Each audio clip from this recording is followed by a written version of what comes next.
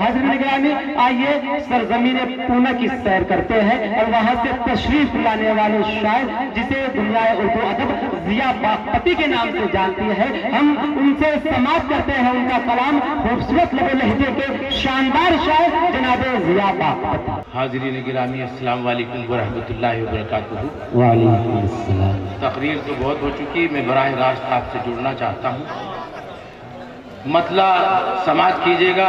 ایک مطلع ایک شعر حاضر کر رہا ہوں کہ رشتے نئے تو صبح کبھی شام آئیں گے، رشتے نئے تو صبح کبھی شام آئیں گے، لیکن پرانے رشتے بہت کام آئیں گے۔ کیا بات ہے، واہ۔ رشتے نئے تو صبح کبھی شام آئیں گے، لیکن پرانے رشتے بہت کام آئیں گے، اور قیمت بڑھے گی شاخ پہ جب جب پکیں گے پھل، کچے ہی گر گئے تو کہاں دام آئیں گے۔ کیا بات ہے، واہ واہ واہ واہ۔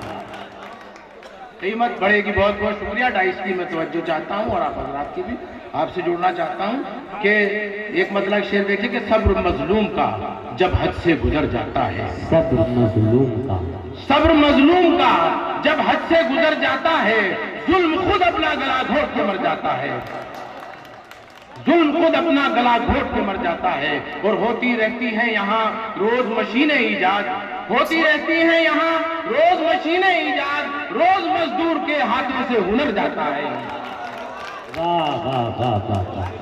ہوتی رہتی ہیں یہاں روز مشینیں ایجاد، روز مزدور کے ہاتھوں سے ہنر جاتا ہے۔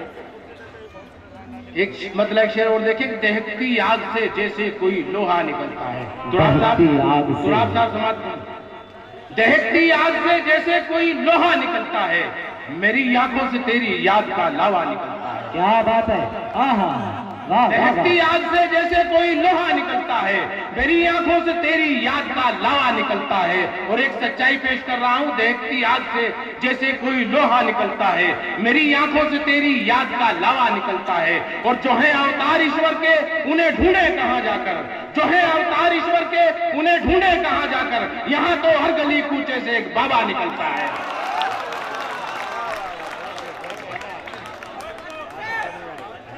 جی حاضر کرتا ہوں کہ دیکھتی آگ سے جیسے کوئی لوہا نکلتا ہے، میری آنکھوں سے تیری یاد کا لاوا نکلتا ہے، اور جو ہے اوتار ایشور کے انہیں ڈھونڈے کہاں جا کر، یہاں تو ہر گلی کوچے سے ایک بابا نکلتا ہے۔ کیا بات ہے، حضرات شاعری پیش کرنے کی کوشش کر رہا ہوں کہ منتشر رہ کے تو بس ہاتھ ہی مل سکتے ہو، کیا بات ہے، منتشر رہ کے تو بس ہاتھ ہی مل سکتے ہو، متحد ہو کے زمانے کو بدل سکتے ہو۔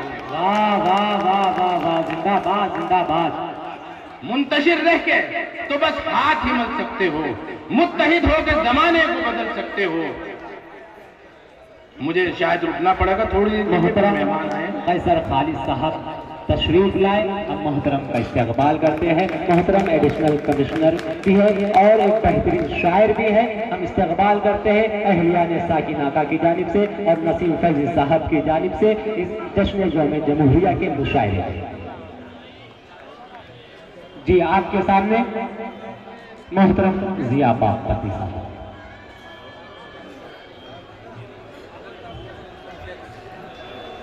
یہ انتشار ختم ہو جائے، ہو جانے دیجیے۔ جی جی جی، تشریف رکھیے حضرت۔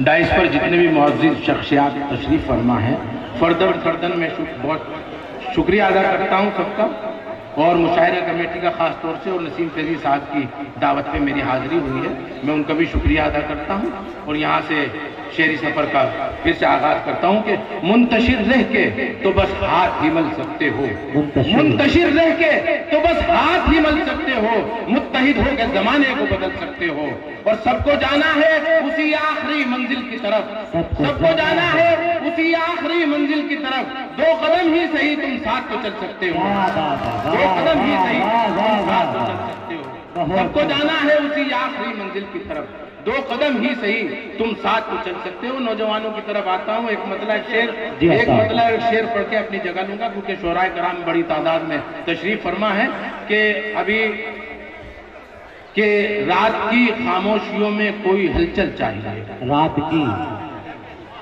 کی خاموشیوں میں کوئی ہلچل چاہیے، میں تو پاگل ہوں، مجھے ایک اور پاگل چاہیے۔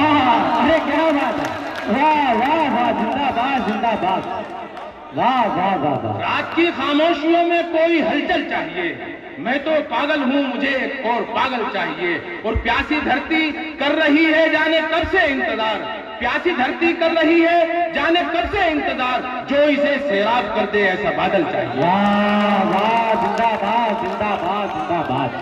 بہت بہت شکریہ۔ پیاسی دھرتی کر رہی ہے جانے کب سے انتظار، جو اسے سیراب کر دے ایسا بادل چاہیے، اور حسن کی جلوہ نمائی حسن والوں کی ادا، حسن کی جلوہ نمائی حسن کی جلوہ نمائی حسن والوں کی ادا، سرخی دستے ہنا آنکھوں میں کاجل چاہیے، سرخی دستے آنکھوں میں کاجل چاہیے۔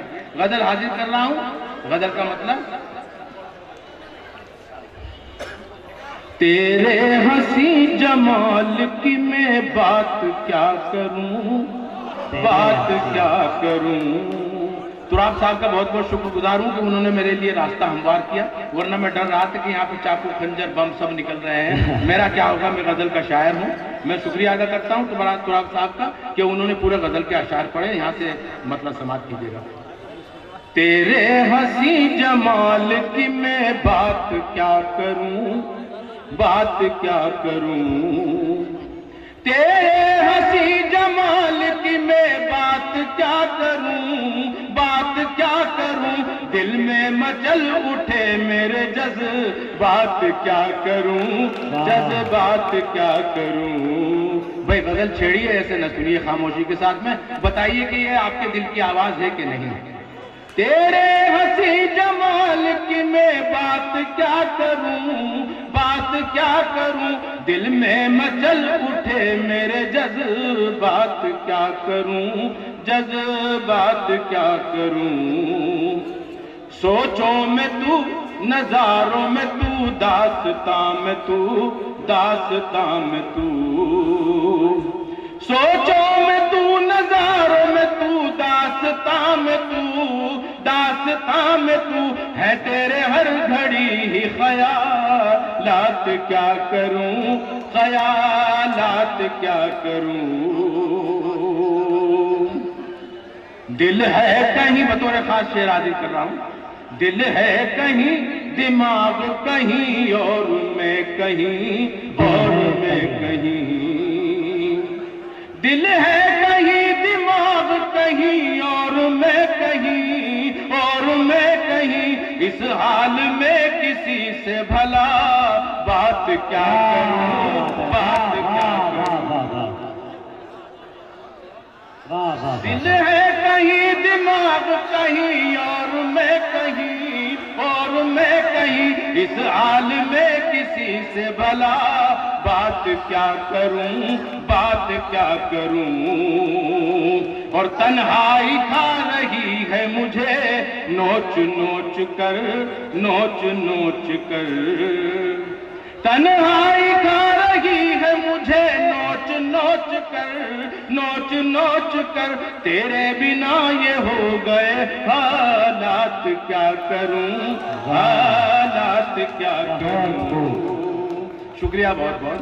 حالات کیا کروں، اب آنسوؤں کے ساتھ نکلنے لگا لہو، نکلنے لگا لہو، اب آنسوؤں کے ساتھ نکلنے لگا لہو، نکلنے لگا لہو، یہ ہے تمہارے پیار کی سوغات کیا کروں، سوغات کیا کروں۔